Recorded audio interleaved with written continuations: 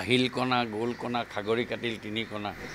মানুহ আহি থাকিব গৈ থাকিব আপোনাৰ ইলেকশ্যন কেম্পেইন হৈ থাকিব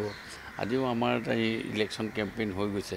এতিয়া গোটেই কথাটো হ'ল মানুহৰ মাজত আমাৰ যিবিলাক ষ্টাৰ কেম্পেইনাৰ আহে তেওঁলোকৰ মানুহৰ মাজত গ্ৰহণযোগ্যতাটো কিমান এতিয়া সেই কথাটোৱে আচলতে গোটেই কথাটো ডিপেণ্ড কৰে আজি প্ৰিয়ংকা গান্ধী আমাৰ অসমলৈ আমাৰ বিভিন্ন বিপদৰ সময়তো তেওঁ ইয়ালৈ অহা নাই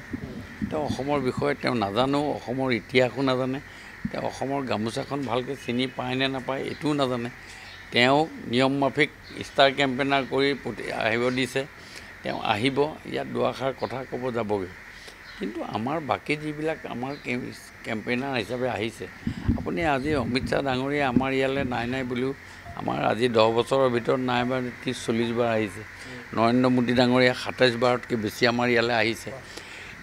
এই গোটেই কথাবিলাক চোৱাৰ লগত এটা অপজিশ্যনৰ এজন ষ্টাৰ কেম্পেইনাৰ হিচাপে কিমান তেওঁ পুতন আছে কিমান তেওঁ গ্ৰিপ আছে এই গোটেই কথাটো ডিপেণ্ড কৰিব ৰাইজৰ ওপৰত তেওঁক কিমান গ্ৰহণযোগ্যতা থাকিব তেওঁক চাবলৈ যাব নে তেওঁৰ ভাষণ শুনি তেওঁলোকৰ মনত এটা ফ্ৰিকশ্যন অফ ৰিভলিউশ্যন হ'ব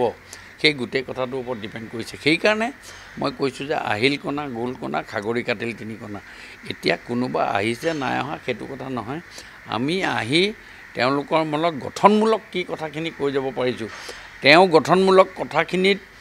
ৰাইজে কিমান আশ্বাস আৰু বিশ্বাসত লৈছে সেইটো এটাতকৈ ডাঙৰ মানে একো লাভ নহ'ব আৰু মানে প্ৰিয়ংকা গান্ধী নিৰ্বাচনী প্ৰচাৰ চলাবলৈ আহিলেও কংগ্ৰেছৰ কোনো ধৰণৰ লাভ নহ'ব শুনক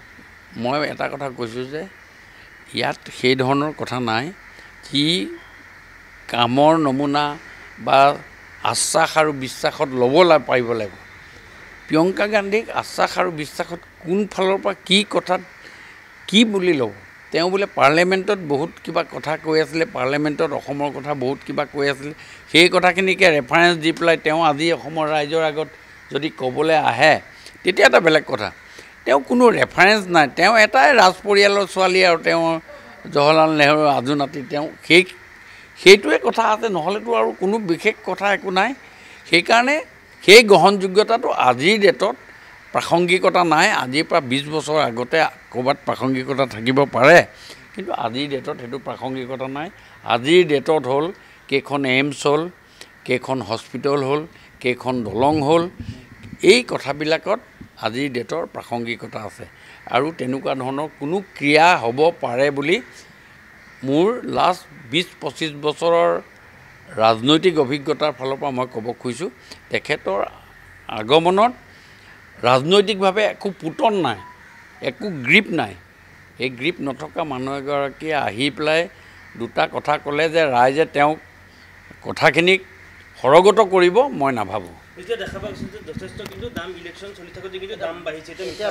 নাই চাওক আপোনালোকে এই যে দাম কৈছে এইটো নিউজ নহয় এইটো কোনোবাই হেৰি কৰি পেলাই কৈছে এইটো তেনেকুৱা ধৰণৰ কথা নহয় আপোনালোকে ভালকৈ কৰক মই ইয়াত আছোঁ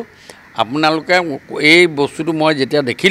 দেখাৰ লগে লগে মই এই বস্তুটো ভেৰিফাই কৰিছোঁ এতিয়া তেনেকুৱা ধৰণৰ এনে এব্ৰপলি দাম বঢ়া নাই নহয় দৰৱৰ দামৰ কথাটো আপোনাৰতো বেলেগ চেপ্টাৰ সেইটো আজি পুৰণা হৈছে আপোনাৰ যোৱাকালি আজি যিটো নিউজত ওলাইছে এঘণ্টাৰ ভিতৰত এটা ফেচবুকত এটা ওলাইছে ইমান হৈছে সেইটো এটা মই বনাৱটি বুলি ক'ব খুজিছোঁ আপুনি কাইলৈ মোক সুধিব মই আপোনালোকক ইয়াৰ কি দাম বাঢ়িছে কমিছে কাইলৈ মই ইয়াৰ ওপৰত কমেণ্ট দিম আপোনালোকক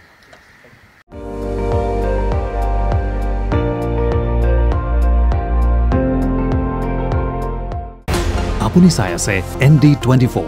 সৰ্বশ্ৰেষ্ঠ নহয় সৰ্বোত্তমৰ দৌৰত